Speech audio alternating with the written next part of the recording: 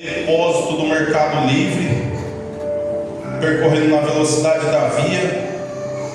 De repente a minha visão começou a ficar meio turva, eu não conseguia entender direito, não estava passando mal, mas parecia que eu estava entrando num buraco, parecia que a sinalização da via estava me cegando. Diante disso eu comecei a frear, não entendi nada. Eu ia dizer para minha esposa, alguma coisa está acontecendo aqui que Deus está alertando que para eu ir devagar.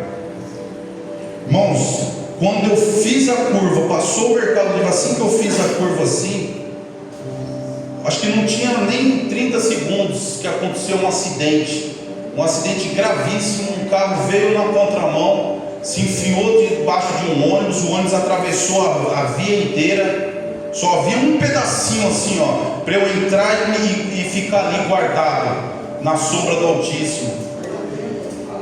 Naquele momento faltou o ar, faltou o fôlego diante daquela circunstância, porque um cenário de caos. Estacionei o carro, falei para minha esposa, aguarda aqui, estava num lugar seguro, tranquilo já, não tinha nenhum carro, tinha acabado de acontecer. Eu falei, eu vou lá dar uma olhada, ver se de repente dá para ajudar alguém, fazer alguma coisa. Uma fumaceira. Já o homem que estava conduzindo o veículo não estava em vida. Tentei conversar com ele, tentei falar alguma coisa, porque eu falei assim, pastora, se ele esboçar um sinal de vida, eu faço o apelo aqui, eu oro por ele aqui, e eu apresento Jesus Cristo para ele, mas não foi possível. O motorista do ônibus estava em choque, depois retomou, tudo bem, e vamos embora. Pegamos um cantinho, fomos embora. Já vi de tudo nessa minha vida, no trabalho a qual eu trabalho, já passei por circunstâncias piores do que essa, e nada me abala nesse sentido. A gente acaba desenvolvendo uma frieza por causa da profissão do trabalho, do serviço, que faz você ser um pouco mais frio. Sair do local, de repente parece que o meu espírito voltou em si. Quando voltou em si, irmãos, eu não conseguia dirigir o carro devagar.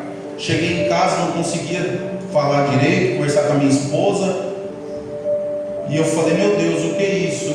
E aí o Espírito Santo de Deus dizia ao meu coração, havia um laço para vós, havia um laço para você e para a sua família, mas aquele que está guardado à sombra do esconderijo do Altíssimo. Oh, aleluia, eu quero dizer para você, você vem aqui não é em vão. Deus, Ele guarda você e guarda os teus. Deus guarda você e guarda os teus filhos, mesmo que você não veja o livramento, mas Deus, Ele está diante, Ele está avante de você, guardando e livrando de todo o mal. E diante disso, eu quero dizer a Satanás, perdeu mais uma vez, porque a igreja de Jesus Cristo, a santuário de Deus, nós que nos colocamos na presença do Eterno para fazer a vontade de Deus, dentro dessa trincheira com esses guerreiros, esses valentes soldados, não vamos recuar um milímetro, não vamos sair da onde Jesus Cristo nos plantou. Pode o inferno tentar, pode o inferno se levantar contra a minha e a sua vida, mas maior é aquele que te guarda essa noite. Aleluia. Oh, glória a Deus. Abra sua Bíblia junto com a minha. O livro do profeta Ezequiel, capítulo 28. Glória a Deus. Livro do profeta Ezequiel, capítulo 28. Vamos ler o versículo do versículo 11 ao versículo 19, que nos diz assim: veio mais a minha palavra do Senhor, dizendo: filho do homem, levanta uma lamentação sobre o rei de Tiro e diz-lhe: assim diz o Senhor Jeová, tu és o aferidor da medida, cheio de sabedoria e perfeito em formosura. Estava no Éden, jardim de Deus, toda a pedra preciosa era a tua cobertura, a sardônia, o topázio, o diamante, a turquesa, o ônix, o jaspe, a safira, o carbúnculo, a esmeralda e o ouro, A obra dos teus tambores e dos teus pífaros estava em ti. No dia em que foste criado, foram preparados. Tu eras querubim ungido para proteger, e te estabeleci no monte santo de Deus. Estava no meio das pedras afogueadas, andavas. Perfeito era nos teus caminhos desde o dia em que foste criado, até que achou iniquidade em ti. Na multiplicação do teu comércio, encheu o teu interior de violência e pecado. Pelo que te lançarei fora, profanado fora do monte de Deus, e te farei perecer, ó querubim protetor, entre pedras afogueadas. Elevou-te o teu coração por causa da tua formosura, corrompeste a tua sabedoria por causa do teu resplendor. Por terra te lancei, diante dos reis te pus, para que olhe para ti.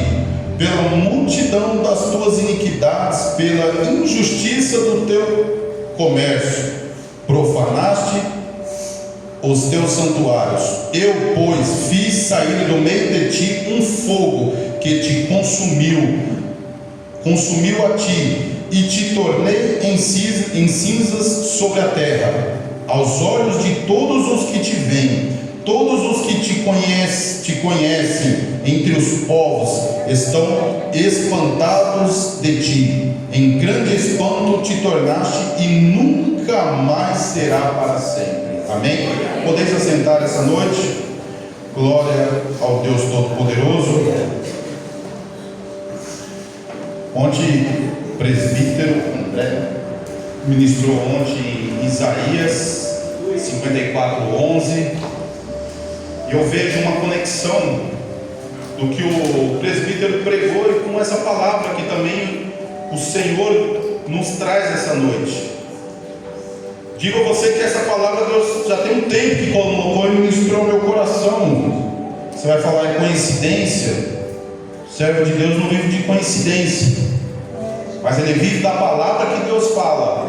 Então você deve estar atento ao que o Espírito Santo de Deus diz à igreja. Se você perguntar o que foi pregado ontem, eu sei. Se for perguntar no anterior que foi o pastor Alex, também sei dizer. Nicodemos, é necessário que nasça de novo. João 3:3. Então eu quero dizer para você essa noite, igreja, uma realidade, uma necessidade da igreja, pode-se dizer, talvez nesses últimos dias, esses últimos tempos na face da terra, a qual uma premissa dentro da igreja, que por outras circunstâncias, outras buscas da igreja, a igreja tem parado, tem deixado de observar, tem deixado uma matéria que é crucial dentro da vida do cristão, que eu falo sobre batalha espiritual. Quando eu leio a Bíblia, eu não consigo pregar, não consigo ver outra coisa fora Jesus Cristo. Eu não consigo ver outro ser, qualquer outra coisa fora Jesus Cristo. Mas sobre esta palavra, o Espírito Santo, ele revela a mim e a você a necessidade da igreja de Jesus Cristo, do corpo de Jesus Cristo, ter um mínimo de noção sobre batalha espiritual. Porque hoje nós nos encantamos com qualquer coisa e parece que temos que colocar isso dentro da igreja para que alguma coisa aconteça. Nós temos que pintar a parede de preto para alguma coisa acontecer, fazer um jogo de luz, trazer um convidado, alguém de fora, um cantor, um pregador, alguém de fora, que parece que só assim que alguma coisa acontece. E fazemos campanha, buscamos alguma coisa sempre relacionado à materialidade. Eu mesmo, quando eu estava desviado, fui a uma igreja por um convite. Chegou lá naquela igreja, teve um culto maravilhoso, louvores. No final do culto, como não houve o apelo, eu cheguei até o pastor daquela grande igreja e eu falei assim: eu sou um servo de Deus desviado, e eu ouvi a palavra de Deus nesse lugar, eu ouvi os louvores, e eu gostaria de reconciliar com Jesus Cristo. Pasmem você, aquele pastor pegou e disse assim: você veio no culto errado. Você veio no culto, repito, você veio no culto errado. Porque hoje é culto com os empresários. Se eu soubesse assim, eu não tinha ido, irmão David. Eu não tinha ido. Mas eu fui lá, senti a presença de Deus e eu pedi. É possível o pastor fazer uma oração para mim? Um desviado pedindo que o pastor fizesse uma oração de reconciliação. E eu digo para você, sabe qual foi a resposta do pastor? Hoje você veio no culto errado. Hoje é o culto empresarial. Mas não tem problema, se você quiser pode ir ali no altar e ora lá. Irmão, eu fui ali sozinho, eu orei, eu reconciliei sozinho com Deus lá. E o Espírito Santo transmitiu a mensagem ao meu coração. Essa é a realidade da igreja de Jesus Cristo na cruz do Calvário lá. Não pensou 2 ou 3 vezes, mas o que é que nós estamos fazendo com isso? Onde é que nós estamos querendo chegar, pastor Alex? Eu quero é carro, eu quero é casa, eu quero coisas materiais. Eu digo a igreja, não estou dizendo que você não deva buscar isso na tua vida, mas eu estou dizendo aqui de cima, daqui de cima. Então a necessidade da igreja voltar às primeiras coisas, é jejum, é oração, é campanha, é monte, é palavra, libertação, culto de oração onde cai um endemoniado, alguém coloca a mão e expulsa o demônio em nome de Jesus Cristo. Aleluia. E a palavra que nós lemos no livro de Ezequiel, o capítulo 28, onde Deus ele fala para Ezequiel levantar uma lamentação sobre o rei de Tiro, para você poder entender um pouco mais por que Deus ele fala essa palavra através de Ezequiel. A nação de Israel havia se perdido, Babilônia havia levado o povo cativo, Israel estava sob o jugo da Babilônia.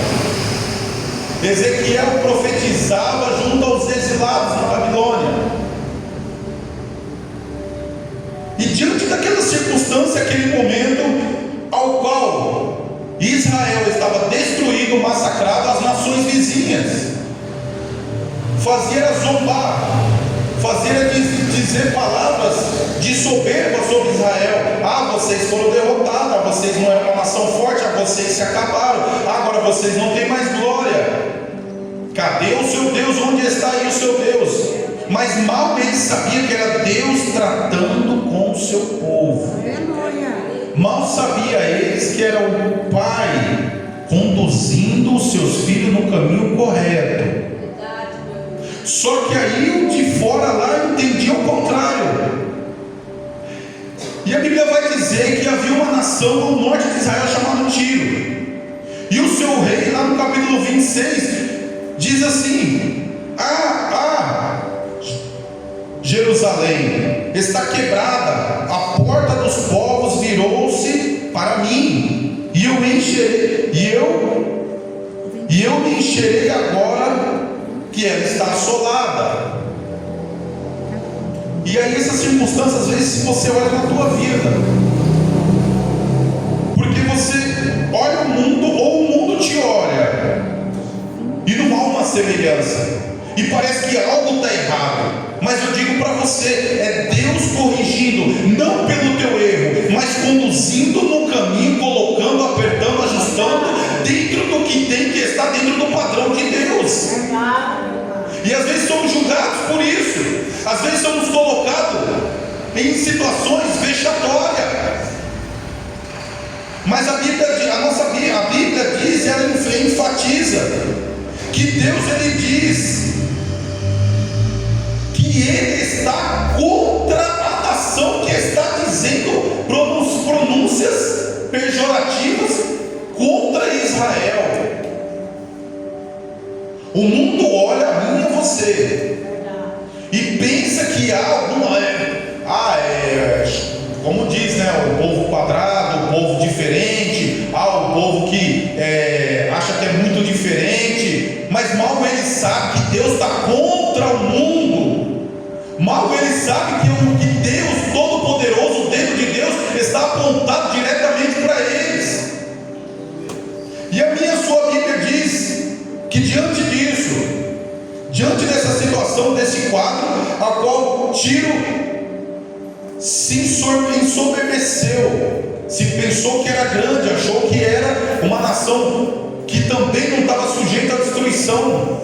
Mas Deus falava através da boca de Ezequiel: olha, toda a tua glória, toda a tua riqueza, as grandes construções, os palácios, os pilares grandes que tem aí, eu vou derribar tudo, e essas pedras, elas vão servir para apoiar as redes de pesca, porque contra o ungido do Senhor, o servo do Senhor, aquele que tem a vida santificada, pautado dentro do que é o propósito de Deus, Deus não permite que você seja envergonhado.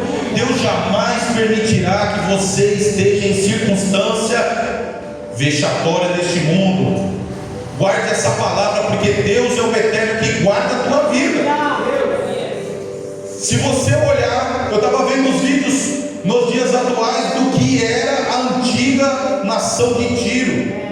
O Rodrigo Silva fez lá uma visita. Realmente a palavra de Deus se cumpriu. As redes de pesca, tudo jogado ali onde era aquela cidade próspera, e as pedras que eram da antiga cidade agora servem de apoio para guardar a rede de pesca. É a realidade do homem e da mulher soberbo. Da soberbo, eu digo, aquele que não reconhece a autoridade de Deus aqui na terra, aquele que acha que vale muito pelo teu conhecimento, pela tua grandeza, pelo seu grau de expertise. Já há uma palavra de destruição sobre essa vida. E nós vemos uma palavra que foi lida no capítulo 28. Deus ele começa a falar a Ezequiel profecia contra o rei de Tiro e a lamentação sobre o rei de Tiro. Nós vemos que a nação de Israel, de Tiro, ela se ensoberbeceu devido à sua grande riqueza, devido à sua prosperidade, ser uma nação a qual o mercado, a prosperidade financeira superabundou. E eles falaram assim como eles: agora que Israel está destruído, agora nós vamos crescer mais ainda. Só que a palavra de Deus, ela veio contra, ela reprovou esse comportamento daquele povo. Só que se nós analisarmos a Bíblia e ler a Bíblia somente com um gabarito literal, como ler um livro comum, vai ser muito raso, muito vago o seu entendimento. Mas se você ler a Bíblia de maneira espiritual, você vai ver que tem uma Bíblia dentro de uma Bíblia, e dentro dessa Bíblia há outra Bíblia, e não acaba infinitamente, porque é a própria boca de Deus falando conosco. Então nós lemos aqui, irmão, e aí nós vamos ver que a partir do versículo 13 do 26, Deus ele começa agora, a voz dele parece que fazer uma bifurcação. Ao mesmo tempo que ele profetiza, ele fala contra o comportamento das pessoas que moravam naquela nação, mas parece que ele começa também a mostrar um espírito que estava por trás daquele povo. E aí nós continuamos tendo a palavra que vai chegar até onde foi lido. Espírito esse de soberba, arrogância, que estava por trás daquele povo, pois tinha prosperidade, tinha abundância, tinha materialidade, vida financeira boa, mas o que é que estava por trás dele? A Bíblia diz que era um espírito de soberba. E quando no versículo 13 do capítulo 26, nós começamos a analisar que parece que Deus ele faz uma bifurcação e ele aponta de onde vem, qual é o bastidor, de onde vem esse espírito. E ele diz que é do querubim ungido que estava lá em cima, agora responsável, antes de tudo isso que existisse aqui, em um outro plano, em uma outra realidade, havia um ser aqui que louvava e engrandecia a Deus, que é difícil de nós compreendermos, é difícil de nós entendermos com a nossa mente, com o nosso entendimento, e o que é e o que tem de escrito sobre isso. Porém, a Bíblia nos diz que pela sua soberba ele foi lançado do Monte Santo de Deus. Não somente ele foi lançado sobre o Monte Santo de Deus, mas foi declarada uma inimizade com as coisas do alto, com Deus, com as coisas celestiais.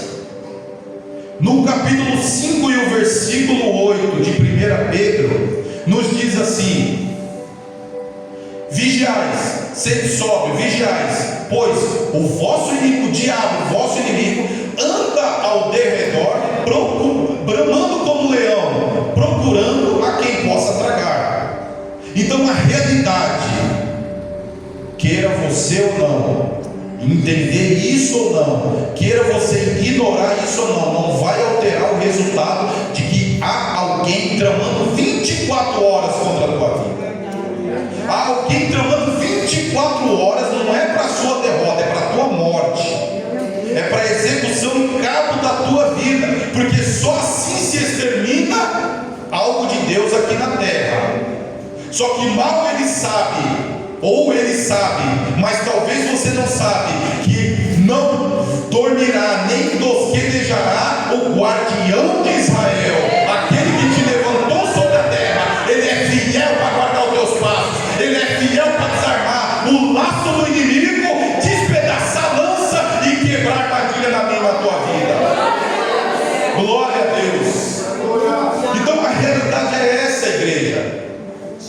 Aonde nós vamos descendo, aprofundando no nível de entendimento da Bíblia, nós vemos que há um inimigo em comum de Deus e do homem também. Só que para o homem não é interessante ele aparecer na real natureza qual ele é. Ao homem ele se camufla, como diziam os antigos, ele vem com um sapatinho de algodão. Pois aí é a artimanha do vosso e do meu inimigo. Parece que não conseguimos ver ele e não entendemos. Se não fosse o anjo do Senhor acampado ao nosso redor, sem sombra de dúvida, já teríamos ceifados dessa terra. Inimigo esse astuto, inimigo esse a qual planeja e é 24 horas bombardeado a tua vida no mundo espiritual, e as consequências vêm aqui no mundo físico. Eu me lembro muito bem em 2003, na guerra dos Estados Unidos contra o Iraque. Estados Unidos com as nações aliadas a noite inteira, míssil sobre o Iraque, devastou o Iraque e as defesas dele. Saddam Hussein, que era o governante naquela época, vai em rede nacional e diz assim: o inimigo está feroz contra nós, já destruiu todas as nossas defesas, estamos ainda sobrevivendo com o pouco que tem. Lançaram isso, lá cortou a transmissão dele. Quando a Bíblia diz, eu quero alertar então para você, irmão, quando a Bíblia nos diz que o nosso inimigo, ele não brinca, a realidade é igual essa que eu te disse, é 24 horas. Se o homem falou lá que o inimigo estava feroz bombardeando, e era Miss Tomahawk, que destruía quase o bairro inteiro aqui, a realidade da nossa vida é desta maneira. Enquanto você dorme, enquanto você come, enquanto você está cochilando nas coisas do mundo, Satanás está tentando enrolando na tua vida. Igreja de Jesus Cristo, acorde, desperte essa noite da presença do Eterno, porque enquanto está tudo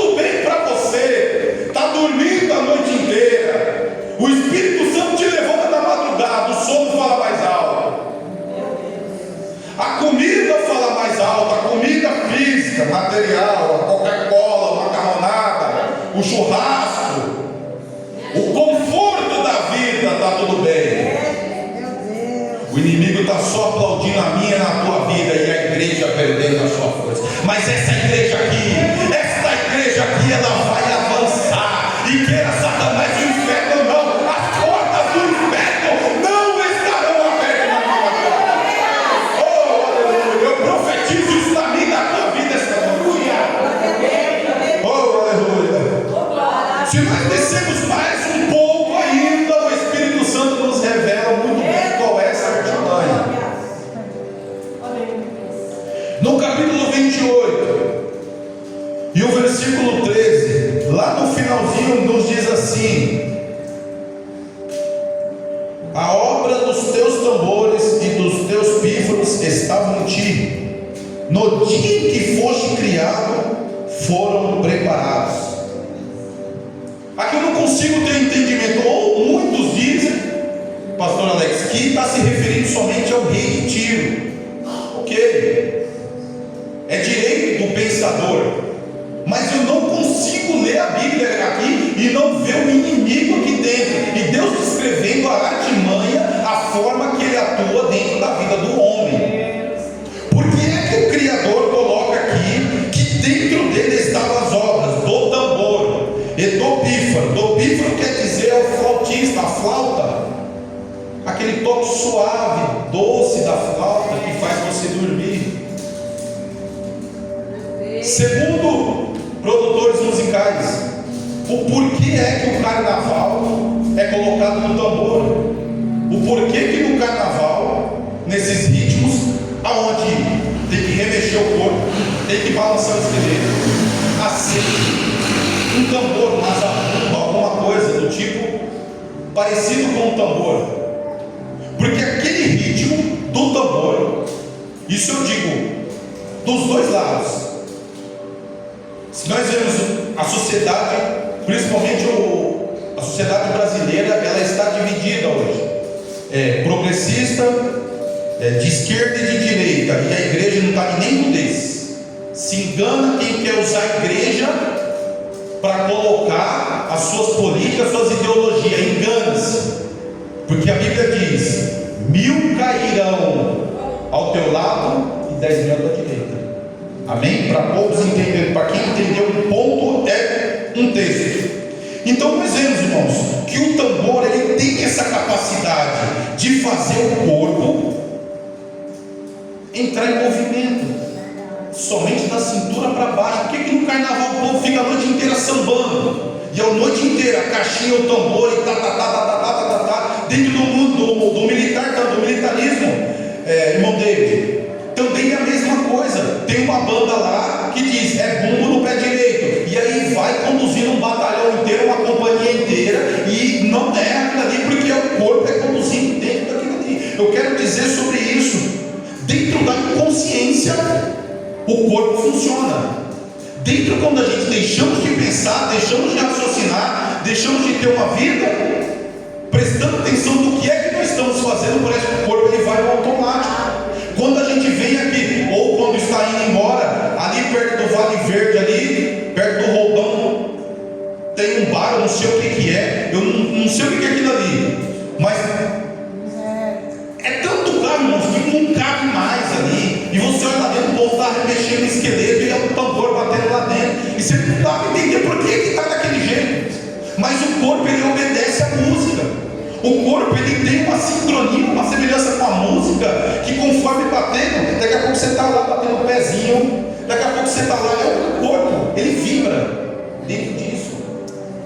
E o inimigo, sabendo dessa capacidade, e além disso é uma prerrogativa dele, saber qual é a fraqueza do ser humano, diante disso ele coloca uma mesa farta, diante disso ele coloca uma mesa bem abundante. Ali está a consciência, pecado, e por aí vai todo tipo de escolha que o ser humano é capaz de fazer para degradar o seu corpo e afastar de Deus. Só que quando o homem e a mulher é chamado para este caminho, ele cai ele percebe que ele não pode mais adulterar, ele percebe que ele não pode mais viver uma vida pecaminosa, roubando, matando, destruindo. Ele entende que ele tem que perdoar, cai o raciocínio em si, então ele se liberta dessa amarra de Satanás. Ele sabe que ele tem que perdoar o teu irmão, que ele não pode viver em guerra, em briga com o teu irmão, porque a briga não é contra a carne. E camufladamente ele se esconde e coloca que você tem que brigar com a irmã Flávia. Eu digo para você, não é essa. Se você está aqui e ainda não caiu em si, essa noite eu profetizo na tua vida que toda arma de Satanás de engano, toda arma trapaceira de Satanás caia por terra essa noite, no nome de Jesus Cristo. Glória a Deus. Aleluia. Aleluia. Então, irmão, nós entendemos essas coisas básicas, que não devemos mais ter esse tipo de prática. Quem devia agora paga, quem vivia na fofoca agora não fofoca mais, quem roubava agora não rouba mais, e além disso, ele vai lá e ele cobra aquele prejuízo que trouxe. Amém? A igreja ela é santa, não tem essas práticas. Satanás não tem mais essa capacidade aqui dentro. Porém, entretanto, todavia, ainda quando você sai de uma armadilha, esteja sempre alerta, igreja, porque há uma outra armadilha preparada para você. Quando você sai de um engano, você automaticamente está em outro engano. Por isso a necessidade de nós orarmos e pedirmos a Deus o espírito de discernimento, de estar sempre conectado a Deus, porque só assim estamos libertos de toda a armadilha do inferno. E para encerrar, eu vou entregar o microfone e vamos falar agora sobre essa capacidade do pífaro de Satanás. Você sabe, você já ouviu aquele flautista, o encantador com palavras doces, exatamente, o encantador de serpentes. No Aladim tinha lá, tocava lá a flauta, a serpente saía de dentro de uma sacola lá, descia, fazia tudo o que ele queria. Você que está aqui essa noite, não pense porque você é crente evangélico, é protestante, pertence à igreja Santuário de Deus, que você já está tudo resolvido na tua vida. Lá fora, dentro da baixa magia, dentro da alta magia, dentro do sistema político, dentro de tudo quanto é sistema do mundo, eles entendem tudo isso que eu estou dizendo para você em altíssimo e grau de perfeição. Só o crente que acha que está tudo certo, que o mundo espiritual funciona segundo a tua boa vontade, mas eu não preciso orar, não preciso me santificar, não preciso nada, Jesus Cristo fez tudo por mim. Não caia nessa armadilha, nesse som doce do flautista no teu ouvido. Quanto mais você se santifica, mais você deve santificar-se. Quanto mais você ora 1 hora, Senhor, agora são 2, 3 horas. Pai amado, já não vivo eu, mas tu vive em mim. É como Jacó que estava lá no Val de Jaboque. Ele não tinha mais o que fazer ali, e ele passa a brigar com o anjo, e nessa briga muito é dito que ele venceu o anjo, mas ele não venceu, ele foi derrotado, porque o anjo tocou nele, porque o anjo precisava subir. Eu digo para você, quando nós entendemos que não é na nossa força, não é na nossa intelectualidade, não é na nossa capacidade, mas sim na dele, como foi dito aqui, não é porque somos fortes, mas porque somos fracos, e diante dessa fraqueza, o poder dos céus, ele vem sobre a minha e a tua vida, é quando estamos salvos e cuidados, e livres das armadilhas de Satanás. Tinha uma pregadora chamada Lana Roller, pastora lembra? Talvez você que é mais, você é mais novo na fé, não vai lembrar. Pregava, pregadora de multidões, usada por Deus. Não tem homem e mulher que não estiver guardado por Deus, que Satanás não alcance. Não tem título, não tem teólogo, não tem estudioso, não tem soberbo. Na verdade, isso é um comportamento soberbo, porque nós não somos nada. Se Cristo não estiver em nós, se as marcas de Jesus Cristo, o sangue dele não estiver cobrindo nós. E essa pregadora caiu. Foi um tombo, um escândalo no mundo gospel gigante. A Bíblia diz que antes da queda, o que precede a queda é a soberba. Aquele que caiu, que entendeu quem ele é, a sua natureza, ele vai para o joelho e pede perdão a Deus e reconciliação a Deus. Mas o homem soberbo, ele não muda o comportamento dele, ele não muda as atitudes. Eu nasci assim, eu morro desse jeito. E sobre o som suave, doce, encantador do flautista, ela fundou a primeira igreja LGBT do Brasil. Alerto à igreja Santuário de Deus esta noite: não há homem, não há mulher, não há título, não o que é que seja, que Satanás, com as suas artimanhas, os seus aparatos do inferno, não consiga alcançar. Mas aquele que é humilde na presença do Eterno, que se esconde na sombra do Altíssimo, está guardado e lavado pelo sangue do Cordeiro. Quem crê nessa palavra, louve ao Senhor.